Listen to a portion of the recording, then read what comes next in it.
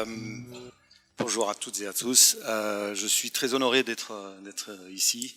Merci de votre invitation. Moi, je suis médecin urgentiste depuis 22 ans et je vais témoigner aussi de mon expérience personnelle en tant que médecin de terrain. Je suis hospitalier 100% et en tant que manager. Et j'ai choisi d'être manager, Florence. Magnifique. Mais juste pour d'abord remercier tous les intervenants avec les témoignages qu'ils ont. Je rejoins tout ce qui a été dit sur les problématiques et surtout l'origine des tensions qu'on vit aujourd'hui à l'hôpital. Nous avons vécu, moi particulièrement, je l'ai vécu personnellement depuis que je suis rentré à l'hôpital il y a 22 ans, une évolution au niveau de la culture, puisque aujourd'hui on ne fait plus que du soin, on fait du soin qui est rattaché à beaucoup d'indicateurs et d'éléments qui sont surveillés, pas seulement par le responsable de la structure, mais aussi par la terre entière. Hein, voilà. Donc on est dans une culture de rentabilité, de codage, de durée de séjour, d'indicateurs de qualité. Je ne critique pas, je ne dis pas que c'est bien ou pas bien. Tout ça, c'est indispensable. Le problème, c'est que moi, j'ai commencé mes études, on m'a dit tu feras que du soin. Et quelques années plus tard, et on commence à me dire, toutes les 2 minutes, il va falloir que tu fasses ci, tu fasses ça. Voilà, bon. Et performance financière, certification, voilà. Bon. Vous rajoutez aujourd'hui à tout cela un élément nouveau aussi dans la restructuration des organisations de soins, c'est les groupements hospitaliers de territoire. Je parle que de l'hôpital que je connais le mieux. Donc dans nos hôpitaux, il y a un élément tout à fait nouveau qui apparaît et qui nous dit, moi qui ai choisi par exemple de travailler dans un hôpital quelconque, pour la qualité des soins, pour l'ambiance générale dans cet hôpital, je l'ai choisi, ça veut dire que j'ai choisi cet hôpital par rapport à d'autres, donc je le mettais à un niveau très important. Du jour au lendemain, cet hôpital-là, il fait partie d'un ensemble d'hôpitaux. Et je deviens un élément parmi d'autres. Et moi, en tant que médecin... Comme à Mulhouse. Pardon ? Comme à Mulhouse. Et j'ai fait une mission d'ailleurs aux urgences de Mulhouse l'année dernière. Et j'ai vu exactement comment ça se passait chez les voisins, Altkirch et les autres. Bon. Donc j'appartiens à un ensemble. Et donc ce que vous avez dit évidemment tout à l'heure sur l'identité, bah oui, ça pose un problème parce que mon identité, elle est modifiée. Encore une fois, je ne juge pas, je ne dis pas que c'est bien ou pas bien, mais c'est un élément à prendre en compte. Mon identité, mon appartenance, les nouvelles équipes, nouvelles façons de raisonner, la médecine, le traitement du malade, aborder le patient peut-être à l'hôpital A, c'est peut-être pas forcément la même chose à l'hôpital B, même si on a à peu près les mêmes bases, on fait à peu près un travail identique. Mais vous savez très bien que tout ça, ça dépend aussi des individus, des humains qui traitent ces questions-là, et on a notre identité aussi, notre expérience personnelle qui rentre en jeu.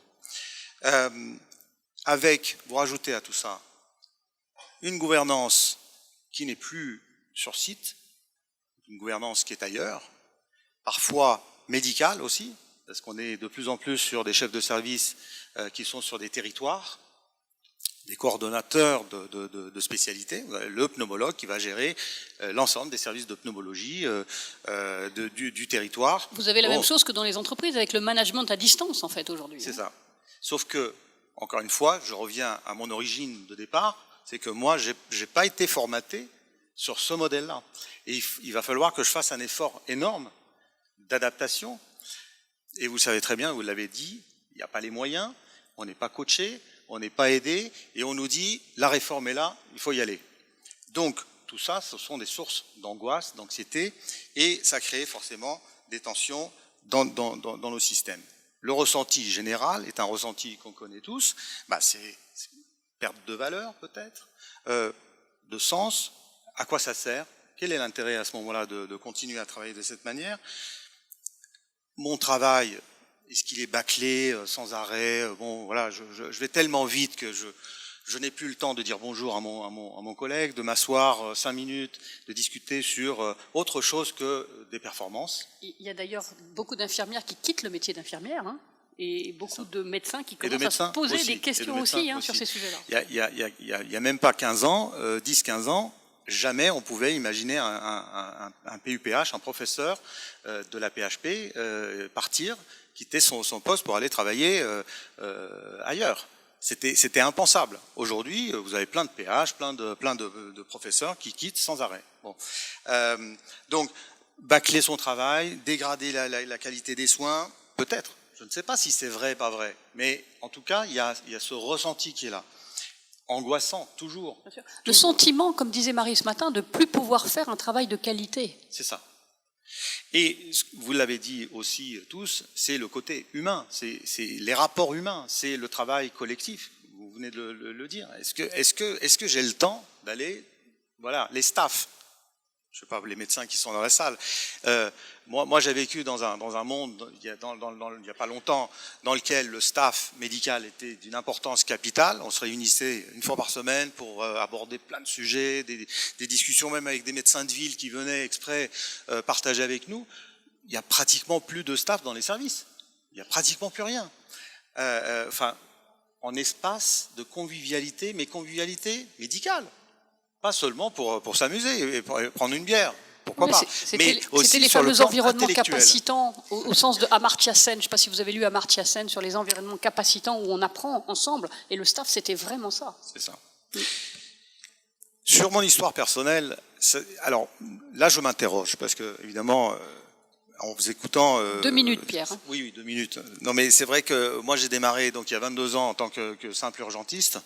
Et il y a 22 ans, je faisais à peu près 60-70 heures de travail par semaine. Et c'était un peu le standard pour tous les médecins. Il n'y avait pas de discussion là-dessus. Et le manager nous disait, quand on était épuisé, fatigué, il nous disait « Ton histoire personnelle ne m'intéresse pas. Toi, tu n'as pas le droit de te plaindre. Seul le malade peut se plaindre. » Quelqu'un l'a dit tout à l'heure. C'est vrai. Seul le malade peut se plaindre. Et on rentrait dans un cercle vicieux de la compétition entre nous, de celui qui arrivait à faire dans la semaine le plus d'heures par rapport à son voisin. Bon, mais j'ai gardé quand même un souvenir très positif de cette période-là. J'ai pas l'impression qu'on était en burn-out. Donc je me dis, est-ce que c'est le temps, parce qu'on travaillait beaucoup, qui nous rend aujourd'hui fatigués, pas bien, ou est-ce que c'est plutôt l'ambiance générale dans laquelle on travaille? Donc c'est une interrogation, je n'ai pas de réponse à ça. 20 ans plus tard, je deviens leader, manager médical, puisque j'ai géré un service d'urgence pendant 12 ans, et responsabilité politique, entre guillemets, de représentant des médecins au niveau de la région. Là, la problématique, c'est que en tant que leader, je m'interroge, c'est un conflit intérieur de se dire, est-ce que je suis capable d'accepter, de me dire à moi-même, je ne suis pas bien, je suis en burn-out, j'ai besoin d'aide, Eric, s'il te plaît, aide-moi. Est-ce que moi, en tant que leader, je peux l'accepter moi, conceptuellement, c'est impossible pour moi, à l'intérieur. Je ne peux pas voir un leader faible, entre guillemets. Donc j'ai ces notions-là qui sont fausses et qui viennent prendre le dessus sur un besoin essentiel d'être bien. Et vous l'avez tous dit aussi, c'est un problème de moyens, de coaching, d'accompagnement. Et je suis très heureux, et vous le savez très bien, j'ai beaucoup soutenu je soutiens beaucoup votre action au niveau de la région, parce qu'il faut qu'on travaille de cette manière-là et un petit peu casser toutes ces barrières et toutes ces caricatures que nous avons sur je suis fatigué, épuisé, c'est pas grave. Ça fait partie de la vie et t'es comme tout le monde et il faut que tu te ressources et on va t'aider pour te ressourcer. Et Pierre, il ne faut pas avoir peur de casser même les modèles et les images du leader. Il y a des grands leaders qui se sont écroulés, mais les vrais bons leaders, ils repartent après, en fait. C'est ça l'idée. Mais on a le droit...